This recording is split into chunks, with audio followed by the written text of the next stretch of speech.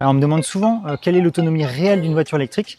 Je vais te donner plus ou moins les pourcentages pour que tu calcules sur n'importe quelle voiture. Ça sera une moyenne, hein, ça ne sera pas sur toutes les voitures, ça dépendra des voitures, si elles consomment beaucoup ou non, donc ça sera vraiment une moyenne.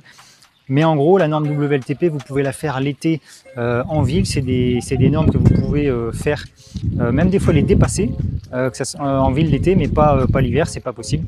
Après, sur autoroute l'été, il faut compter à peu près 55-60% de l'autonomie WLTP. Donc si vous avez une voiture qui fait 450 WLTP, vous serez aux alentours des 300 sur autoroute à 130 l'été.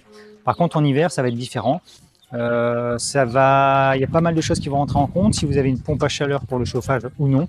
Si vous avez une pompe à chaleur, vous allez consommer beaucoup moins, ce qui fait que vous ferez plus de kilomètres. Donc ça, c'est assez important. Donc c'est un petit peu plus dur à calculer pour l'hiver. Mais si vous avez une pompe à chaleur et que vous avez 450 km d'autonomie en WLTP, vous ferez à peu près 230-240 km sur autoroute à 130 l'hiver.